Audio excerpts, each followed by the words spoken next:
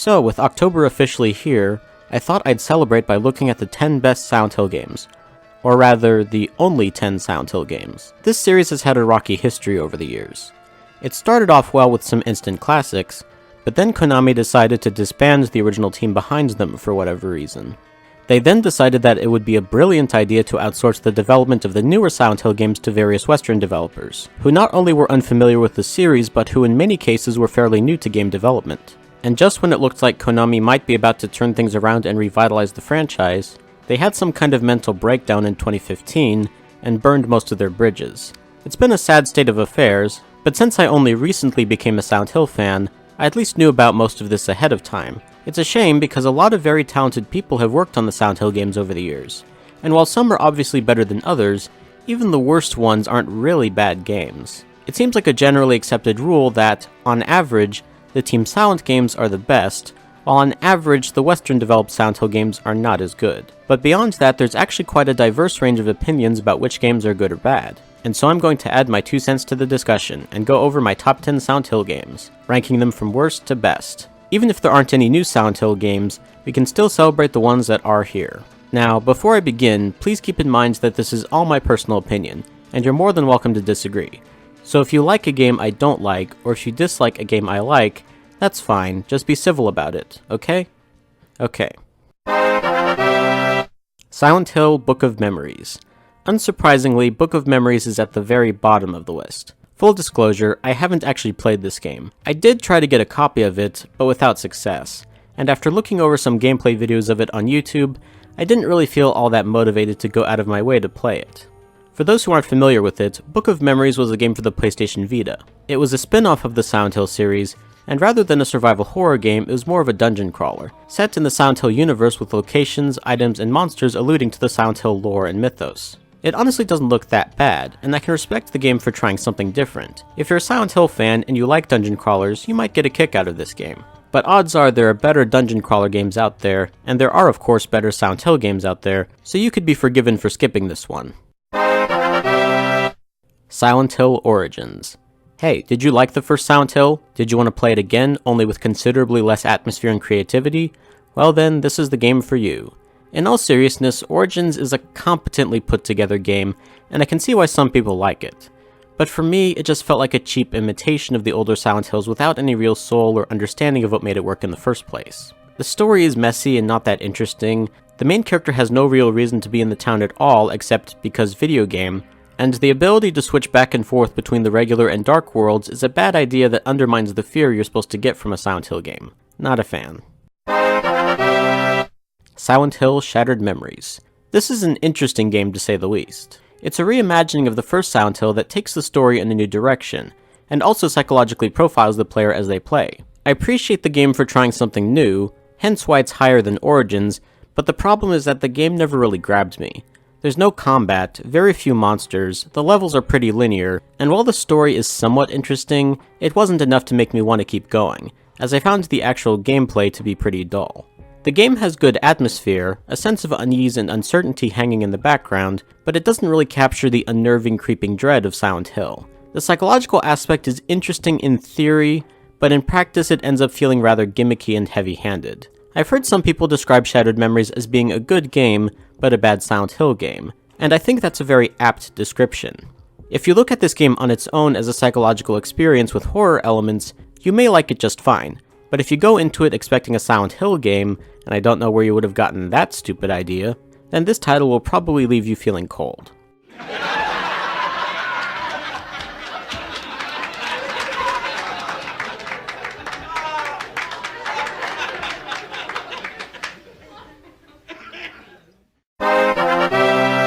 Peaty. I've heard of this game a lot over the years, and seen some clips of it here and there, but I never actually played it until a few weeks ago. And while it's a fairly short and often overly cryptic game, after playing it myself, I can say it definitely lives up to a lot of the hype built up around it. The looping hallway, minute attention to detail, excellent sound design, all of it works together to create a memorable experience that, in my opinion, does a much better job of capturing the spirit of Silent Hill than either Origins or Shattered Memories.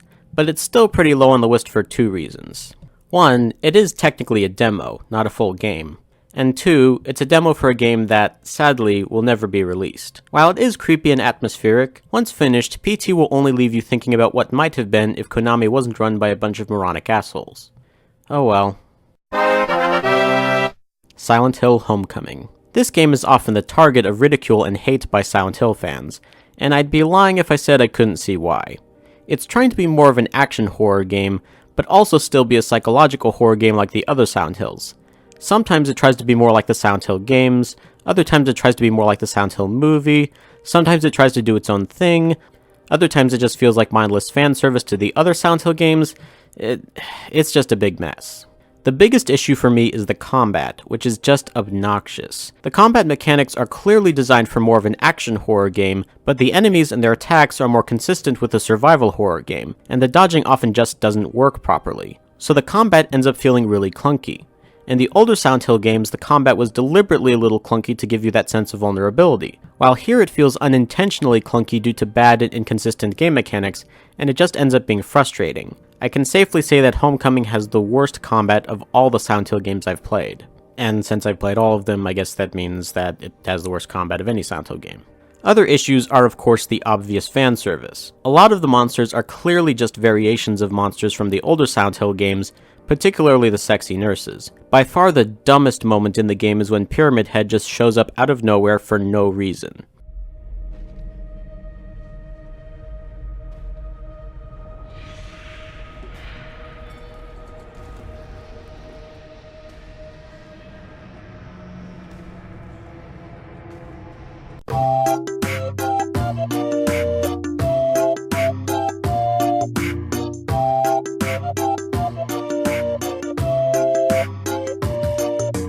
Yeah, stupid. I don't care if there's technically lore-related reasons for why he showed up, it's still stupid. But for all its problems, Homecoming does have some good ideas. The story, though a bit messy, is pretty good, some stupid moments notwithstanding. It is a little annoying that the protagonist's arc is almost identical to that of James from Silent Hill 2, but at least there is other stuff going on in the story to help mitigate that issue somewhat. The environments look fantastic, it is nice seeing the other world in HD graphics, and there are moments here and there where the game does capture the atmosphere of Silent Hill. It's often interrupted and ruined by the annoying combat, but it is there. And the designs, themes, and backstories of each of the bosses are very creepy and creative, even if actually fighting them isn't all that fun. Except for the final boss, that thing just looks stupid. For all its problems, Homecoming still has some great ideas and great moments, and I'm glad I played it. I probably won't play it again though, and I can understand why some people really hate this game. For me, I would say it's a good game, just a bad Silent Hill game. But unlike Shattered Memories, which was kind of just doing its own thing, Homecoming has tons of references and similarities to the other Silent Hill games, so it's hard to overlook the fact that it is a pretty bad Silent Hill game. But there are enough good moments that I'd say it's worth a look. Just be prepared for a lot of stupid moments as well. Silent Hill Downpour. This is by far my favorite of the Western-developed Silent Hill games. The atmosphere and core gameplay is great, and manages to feel like a Silent Hill game while still being its own thing. Unlike in Homecoming, the combat is deliberately a little clunky to give you the right sense of vulnerability, but it's not mechanically frustrating, and if a fight isn't going well, you can just run away, which was something you often couldn't do in Homecoming. You can only carry 1 or 2 weapons at a time, but there are tons of objects lying around that can be used as weapons, each one good for different situations. While the designs of the monsters are not that varied or creative, in practice I found the monster encounters to be much scarier than anything in Homecoming, especially with the mechanic where the monsters become more aggressive when it's raining. Making my way down the foggy streets of Silent Hill, keeping an eye out for shuffling monsters, starting to feel nervous when it begins to rain, and jumping when I momentarily mistake a hedge or a bench for a monster, these moments are what make this game great for me. On top of that is the excellent sound design, with eerie whispers, pounding sounds, and footsteps just out of sight that further raise the paranoia. The music tracks, while not quite on par with Akira Yamaoka's tracks, aren't too far off, and fit the mood of Silent Hill. And the puzzles are also pretty clever and unique as well, with one of the best being when you have to help some ghosts put on a play about Hansel and Gretel. But while I really like this game, and it does a lot right, it does have 2 major flaws that drag a lot of the experience down. The first is the otherworld in this game. Now visually it is amazing to look at, and I will give it credit for looking very different from the other worlds in the other Silent Hill games, but it's really over the top, both in terms of visuals and sound, and it feels out of place. Don't get me wrong, Silent Hill is very surreal, but it's first and foremost a horror game, and this other world just isn't scary. It looks cool, and I can admire some of the creativity on display, but it has more of a zany, high-energy, Alice in Wonderland kind of vibe to it, and really misses the mark when it comes to capturing the creepy, unnerving surreality that Silent Hill is supposed to be about. The overworld is also extremely heavy-handed when it comes to guilt-tripping the main character, and this ties into the other major flaw: the story just isn't very good. The basic story is of course very reminiscent of Silent Hill 2's narrative, but it also has a lot of similar elements as The Suffering, and unfortunately Downpour's story has pretty much the exact same problem as The Suffering did. In both games you play as a man who is in prison for a serious crime when something supernatural happens and he manages to escape. During his journey to get away from both the prison and the supernatural shenanigans, the main character is confronted with symbolic reality fluctuations, humanoid monsters, and other people trapped in the same situation as him. Throughout the game you are presented with several moral choices, and your actions throughout the game determine which ending you get. So far so good, but here's where The Suffering tripped up. The ending you got changed which crime the character committed before the events of the game. In one ending he didn't do anything wrong, in another ending he did something kind of wrong, and in another ending he did something really wrong. And I'm sorry, but this makes no sense. Your actions in the present can't change what happened in the past. What happened happened. All you can do is change what you do from now on. And Downpour makes the same mistake by having the main character's dark secret change depending on which ending you get, which again makes no sense. Silent Hill 2, and hell, even Silent Hill Homecoming got this right. In those games, the character's dark secret is always the same, and the different endings are the character coming to terms with what they did in different ways. That way the narrative keeps the same focus and consistency throughout. By making the protagonist's dark secret change depending on the ending, Downpour lacks the narrative focus it needs, and it makes it really unclear about what exactly the story is about. In a couple of the endings you could argue that the main character doesn't really have a dark secret, which undermines the whole point of him being trapped in Silent Hill. And that brings me to the other big problem with the story. It seems to think that the town of Silent Hill is some kind of supernatural therapist that people can go to when there's some trauma or dark secret that they've been struggling with, and that's not the point of Silent Hill. Silent Hill, in the end, is about being trapped in a nightmare, whether it be a nightmare of your own creation or a nightmare created by someone else. Yes, in Silent Hill 2, James ended up using his journey in order to confront his inner demons, but all the available evidence indicates that the town was just trying to use his inner emotions and fears to torment him before eventually killing him. And James finding redemption at the end of his journey was never what the town intended, that's just how things played out. Downpour is clearly trying to recreate the same kind of story Silent Hill 2 had, but with significantly less subtlety and intelligence. And the contradictory endings are the final nail in the coffin that makes it impossible to get that invested in Downpour's narrative. Still, having a bad story isn't always a deal breaker. Personally, I think the stories of Silent Hill 1 and 3 are rather stupid, but I still love those games because the gameplay and atmosphere is solid, and I feel the same way about Downpour. Its story isn't very good, and I didn't care for the other world, but everything else is pretty solid, and gave me what I wanted out of a Silent Hill game. It's a shame this game didn't do so well, because I think it's pretty good. Downpour has its flaws, but I enjoyed it, and I will definitely be playing it again, which is more than I can say for the other Western-developed Silent Hills. Silent Hill 4: The Room. Now, I did a full review of this game recently, so if you want my more in-depth opinion, you can go watch that. Long story short, The Room has a lot of good ideas that were unfortunately hampered by a lackluster execution, and the game does have a lot of questionable design choices. When it comes to the gameplay, I think Downpour is actually better, because it finds the right balance of making you feel vulnerable without making gameplay frustrating, where The Room often misses that balance, and there are many sections of The Room that are either tedious or frustrating. But there are two things that redeem Silent Hill 4 and make me rank it higher than Downpour. One is the room concept, which is incredibly original and well implemented, and it makes the game very unique. The other is the story, which is once again very original and makes the game unique.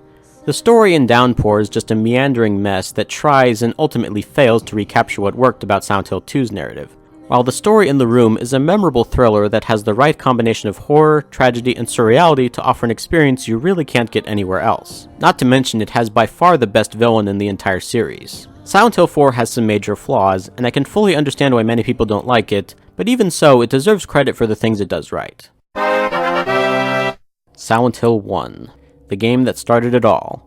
As the oldest game in the franchise, it does show its age a bit, especially since it was held back by the limitations of the PS1. But while it is a little dated, I think it still holds up as a horror game, and this is coming from someone who played it for the first time in 2018. The atmosphere is great, exploring the abandoned town gives you the right sense of loneliness and dread for a horror game, and even the dated graphics do add to the sense of creepy unreality that the game is going for. And the level design and pacing is top-notch. The only thing I don't like about Silent Hill is the story, as it's overly complicated, badly explained, and pretty dumb once you do actually know what's going on. In fact, if it weren't for Origins, I'd go so far as to say this game has by far the weakest story of all the games on this list. I've talked about this in other videos though, so I won't repeat myself here. Despite its messy story and dated graphics, Silent Hill is still a great horror game that deserves to be played.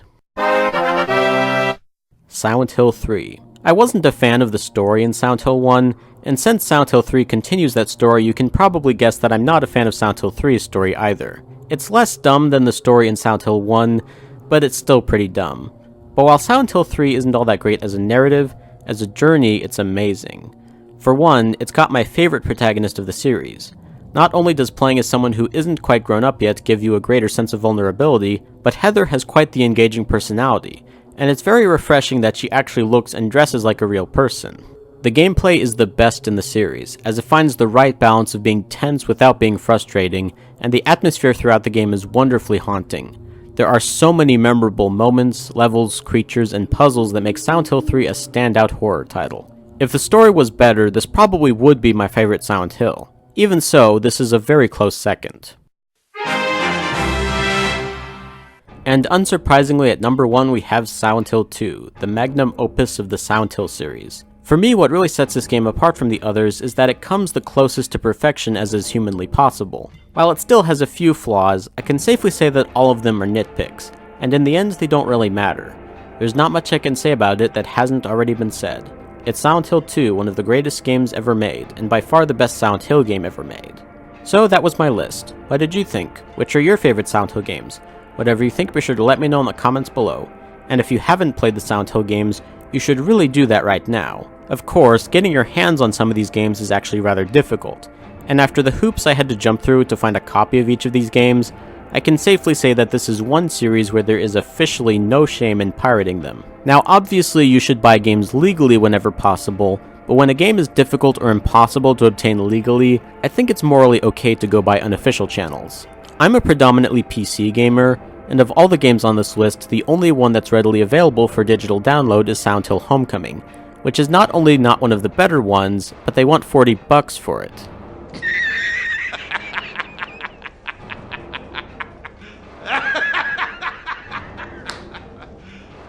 You serious? Now, I'm not saying you should pirate these games, but I'm also not saying you shouldn't. And Konami, if you don't want people to pirate your games, then give them a viable alternative. Anyways, thank you for watching, I hope to see you in the next one.